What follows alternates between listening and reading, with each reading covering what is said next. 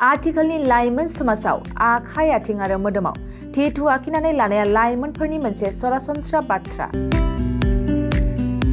टेटु आखिनानै माबोरै गावनि महर मोखांखौ नायथावनासिन खालामनो हायो बियो आथिखालाव लाइमोनफोरनि साननाय हनाय।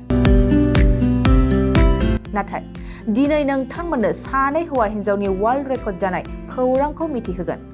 मोदोम गंसे टेटु बानायनानै गेब्रिएल पेराल्टा आरो हुग पेराल्टा गोदान जिनिस वर्ल्ड रेकर्ड खालामदों।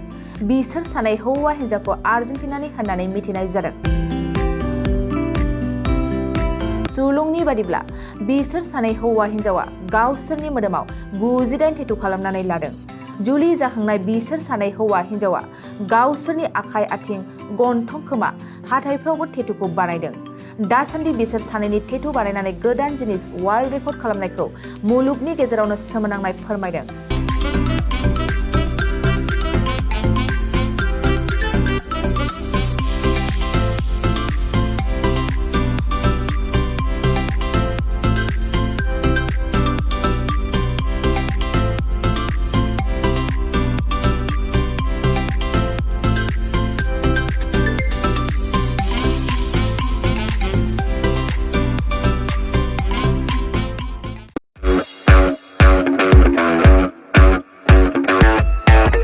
स्कुटी आरो बाइक सालायग्राफोरनि थाखाय मोनसे मोजां फोसावथाय। चिरांनि काजलगावआव पेट्रल पाम्पनि साखाथियाव थानाय MMH अट' हन्डा श'रुमआ नोंथांमोननि थाखाय स्कुटी आरो बाइकखौ खम डाउन पेमेन्टआवनो होनायजों लोगोसे मोजां अफार लानानै फैदों।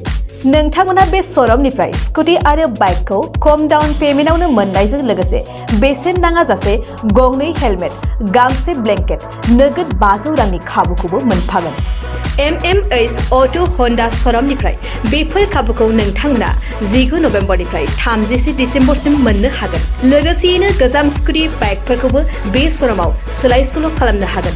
नोंथांमोना MMH अट' हन्डा श'रुमाव स्कुटी आरो बाइकखौ बायनो गोसो दङब्ला नैबे मबाइल नम्बर 8720957824 एबा 6001916155 आव थोंजों फोनांजाब खालामनो हागोन।